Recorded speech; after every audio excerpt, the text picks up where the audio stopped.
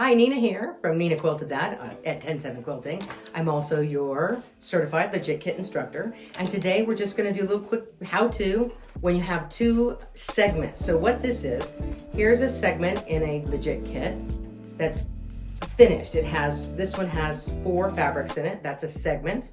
And this one right here has a couple of colors in it as well. But these two pieces end up going together. And what I want to show you is how do you put these two guys together?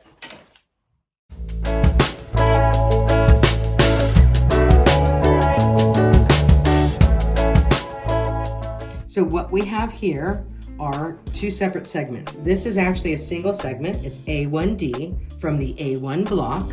And this is segment A1C and A1B. So previously, we finished these segments and we sewed A1B to A1C, and our directions now say to put this segment paired to this segment along this sew line right here. So this is how I like to do it. I will prepare these pieces so that it'll be easier for me to sew, and so that when I do sew, they don't slide and come apart. So I like to prepare it by letting my pins go into the segments where I want to make sure those points match perfectly. So I take my yellow headed pins and I poke. This is my felt pressing mat, but it really kind of doubles as a kind of a cork board of sorts. It works really well for me. So I put these right in these intersections. These are where they're going to intersect on the other piece right there. And I just prep them. I get them ready, just like that. This pin is from my long arm and it's just a bit heftier.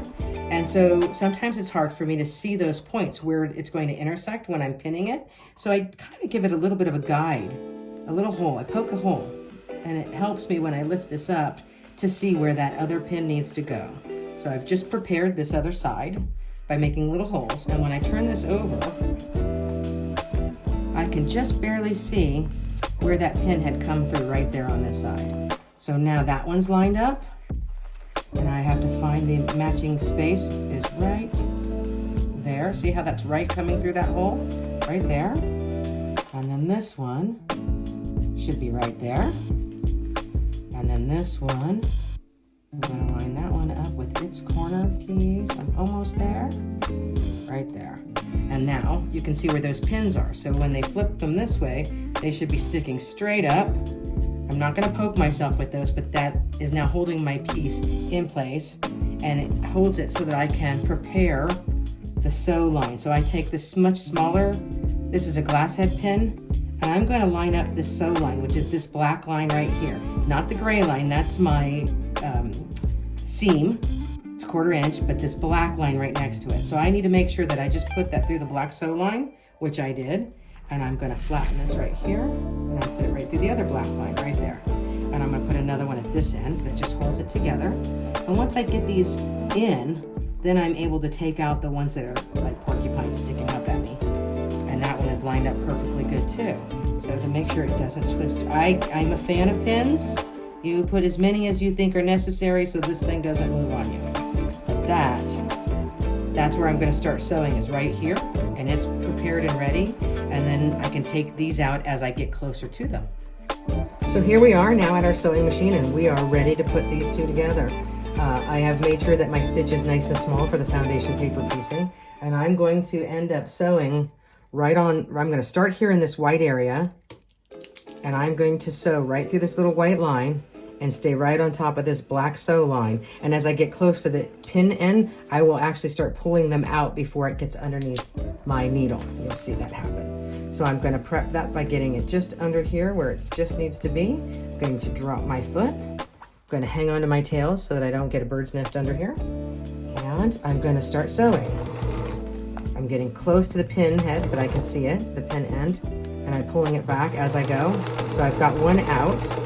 I'm going to work my way across, pause for a moment because I don't want to stick myself with that pin, and I'm going to pull this one back just a tad, and I'm going to keep sewing right on that black line. I'm going to pull this guy who's sticking straight up. I'm going to pull him out as I don't need him to hold it in place anymore.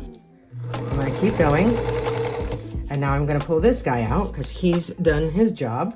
And I am almost at the end. I only have one pin left, who I will pull out as I come towards the end here.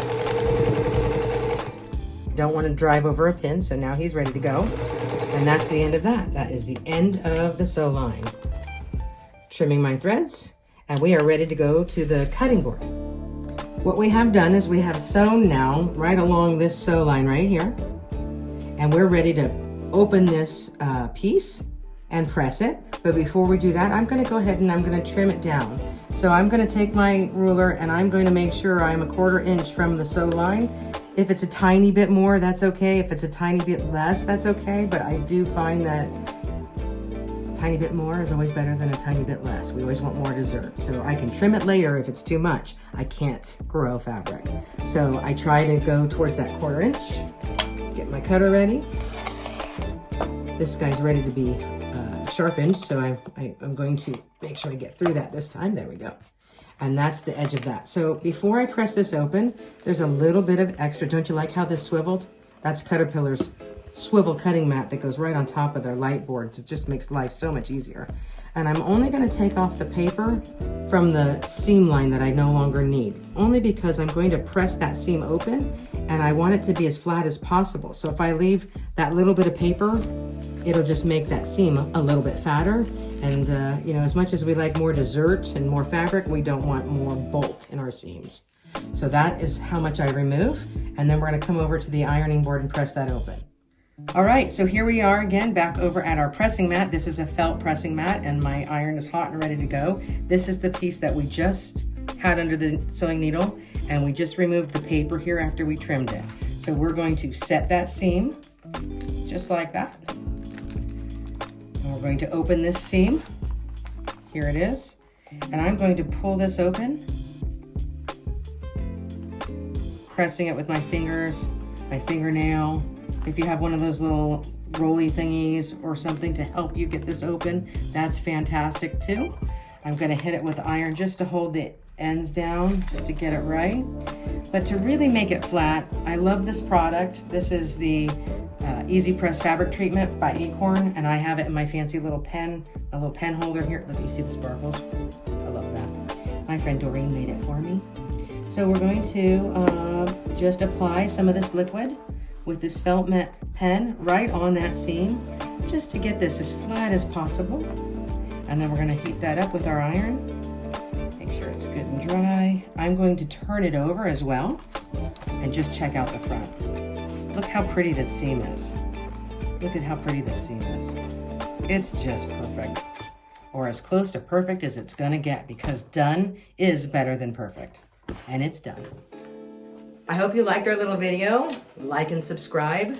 Helpful little tips to put some of these legit kits together. Certified instructor Nina here for legit kits, and they're not that hard. You absolutely can do this. I believe in you.